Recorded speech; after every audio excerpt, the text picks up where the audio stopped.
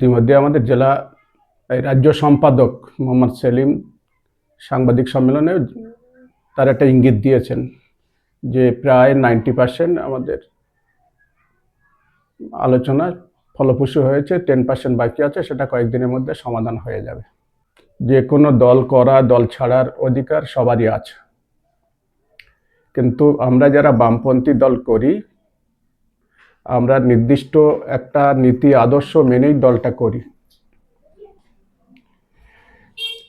ঘাত প্রতিঘাত, চড়াই উতরাই পেরিয়ে আমাদের সবাইকেই করতে হয়, এবং প্রতিকুর রহমান সেক্ষেত্রে একটা অগ্রণী ভূমিকা পালন করে এসেছে।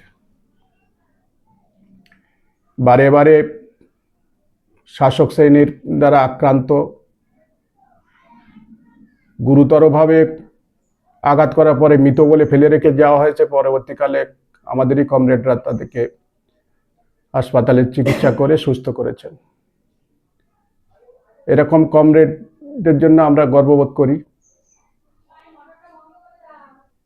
এরকম কমরেড যখন দল থেকে চলে যাওয়ার উপক্রম হয়েছে বা কি হবে যদি হয়ে যায়, নিশ্চিতভাবে আমাদের সেখানে খারাপ লাগবে। আমাদের রাজ্য সম্পাদক বলেছেন, অন্যান্য কমরেডরাও বলছেন, আমিও তাদের সাথে একমত। এরকম কমরেড আমরা ধরে রাখতে পারলাম না, এটা আমাদের দুর্ভাগ্য, বা পারবো কিনা এখনো জানি না। তবে আমাদের তিনি যদি অন্য দল, মানে অনেক কমরেড যারা লড়াই আন্দোলন করেছেন, তাদের কিছু প্রশ্ন আছে, সেই প্রশ্নের উত্তর হয়তো তারা পায়নি। ক্ষোভ, অভিমান থাকতেই পারে, এবং আমাদের 3 বছর অন্তর সম্মেলন হয়, সেখানে আমাদের সাংগঠনিক কাজকর্ম পরিচালনার ক্ষেত্রে কোথায় ত্রুটি বিচ্যুতি সেটা যেমন আলোচনা হয়, কারো প্রতি কারো ক্ষোভ বিক্ষোভ থাকে, সেখানে আলোচনা করে সেটা একটা সিদ্ধান্তে পৌঁছানোর নামই সম্মেলন। সেই সম্মেলনে যে সিদ্ধান্ত হয়, সেই সিদ্ধান্ত আমরা সবাই মেনে চলি। এক্ষেত্রে আমাদের দক্ষিণ 24 পরগনা জেলার যে সম্মেলন, সেই সম্মেলনটা বিতর্কিত একটা পর্যায়ে ছিল। কিছুটা সমাধান হলো, এখন সম্পূর্ণ সমাধান হয়নি। এটা আমাদের নেতৃত্ব সহ রাজ্যের সমস্ত মানুষ জানেন। এটা যত দ্রুত সম্ভব সমাধান করে আগামী যে বিধানসভা 26 সালে নির্বাচন, সেই নির্বাচনে ঐক্যবদ্ধভাবে লড়াই করতে পারাটাই আমাদের সাফল্য।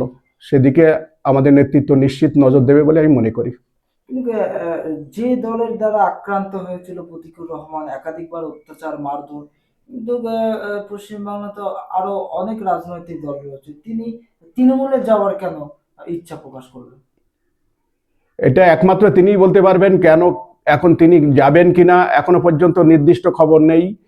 মিডিয়ার মারফতে আমরা যেটা জানতে পারছি, তিনি যাবেন।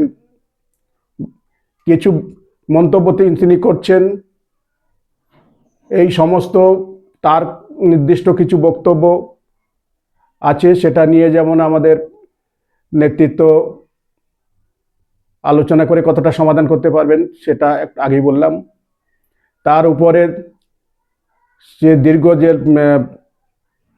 তার স্বল্প বলবো না, বেশ কিছুদিন ধরে একটা কঠিন লড়াই করেছেন, তারও নমনীয় হয়ে আলাপ আলোচনার মাধ্যমে সমাধানের রাস্তায় যাওয়া উচিত।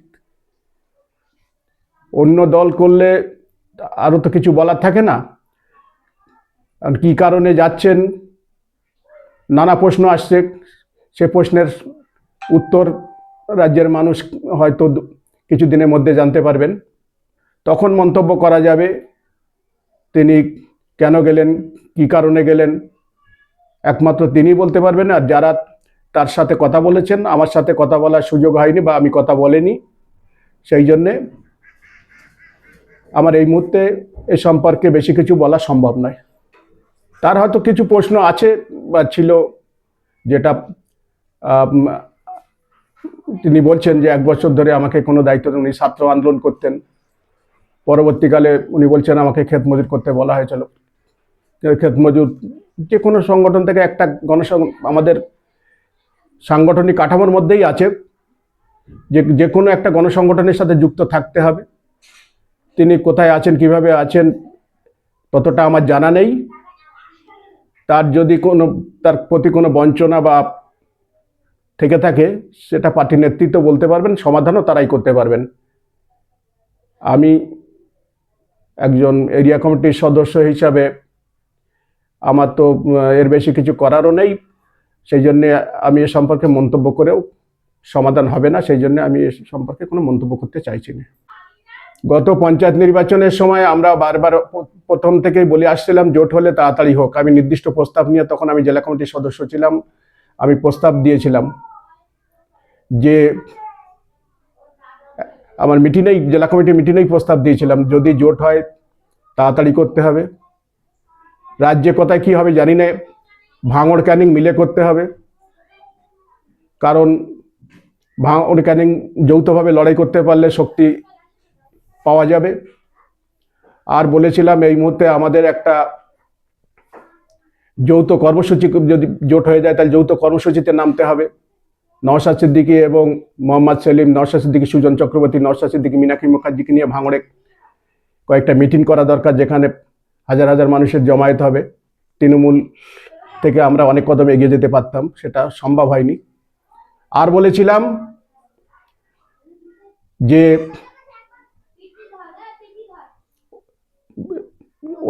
আমাদের কর্মসূচি ঘোষণা করা উচিত, যে আমরা জোট করব কি করব না, সেটা সেইভাবে পঞ্চায়েত নির্বাচনে এগোয়নি। এখন বিধানসভা নির্বাচন আরও কঠিন লড়াই। একদিকে বিজেপি, স্বৈরাচারী বিজেপি, ধর্মান্ধ বিজেপি, তাদের ধর্মীয় মেরুকরণের রাজনীতি, তার সাথে তৃণমূলের জোট সঙ্গী, তারা যৌথভাবে এই কর্মসূচি করছে। এই দুটো শক্তির বিরুদ্ধে লড়াই করতে গেলে লড়াইটা অনেক কঠিন। সেই কঠিন লড়াইয়ে আগে থেকেই প্রস্তুতি নিয়ে মাঠে ময়দানে নামা উচিত। তবে আমাদের রাজ্য সম্পাদক ইতিমধ্যে সাংবাদিক সম্মেলন করে বলেছেন যে অনেকগুলো দল, বামপন্থী দল, অতি বামপন্থী দল এবং বামফ্রন্টের বাইরেও যারা বিজেপি তৃণমূলের বিরুদ্ধে, সেই অংশকে সংগঠিত করে একটা নির্দিষ্ট রূপ দেওয়া সময় লাগে, সেই জন্যই সময় লাগছে। নিশ্চয়ই একটা সমাধান খুব শিগগিরই হয়ে যাবে। আমি আগেই বললাম যে আমাদের সাংগঠনিক কাঠামোর মধ্যেই দ্বিমত পোষণ করার অধিকার আছে। দ্বিমত পোষণ করা মানেই এক পক্ষ মেজরিটি থাকে, এক পক্ষ মাইনরিটি থাকে। সম্মেলনের মাধ্যমে কখনো নির্বাচন করে আমাদের কমিটি গঠন করতে হয়। তা সত্ত্বেও কর্মসূচি করার ক্ষেত্রে ঐক্যবদ্ধ সিদ্ধান্ত হয়ে যাওয়ার পরে ঐক্যবদ্ধ সিদ্ধান্ত মোতাবেক আমাদের মেনে নিতে হয়, সেইভাবে চলতে হয়। এবং সেক্ষেত্রে আমাদের কিছু সমস্যা তো আছে, আগেই বলেছি সমস্যা কিছু আছে। সেই সমস্যার সমাধান দ্রুত করে এগিয়ে যাওয়া উচিত।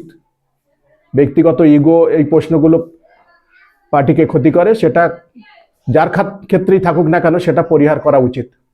বিশেষ করে মেজরিটি অংশ তাদের আরও বেশি সহনশীল হয়ে মাইনরিটি অংশের সাথে ঐক্যবদ্ধভাবে আন্দোলন কর্মসূচিতে অংশগ্রহণ করা বা করানোর ব্যবস্থা করাটার দায়িত্ব তাদের মধ্যে পড়ে। নিশ্চিতভাবে সেই দায়িত্ব তারা পালন করবেন। 2026-এ সিপিএম কতটা ফলাফল ভালো করতে পারবে, কতটা আশাবাদী? এখানে রাজনৈতিকগতভাবে আমি তো জ্যোতিষী নই, কিন্তু যেটা একটা কি কথা পরিষ্কার, সেটা হচ্ছে তৃণমূল বিজেপি দুটো শক্তি। একটা এখানে শাসক শ্রেণী, তার অর্থবল, তার পেশিবল, তার প্রশাসনিক শক্তি তারা প্রয়োগ করছে। অন্যদিকে বিজেপি কেন্দ্রীয় ক্ষমতায় আছে, তারা তাদের সাম্প্রদায়িক মনোভাবাপন্ন বা সাম্প্রদায়িক উস্কানি মেরুকরণের রাজনীতি তারা করছে। সেই সাথে সাথে তাদের রাজশক্তি তাদের কাছেও আছে। এই দুটো শক্তি যদি বোঝাপড়া করে চলে, সেক্ষেত্রে লড়াইটা অনেকটা কঠিন।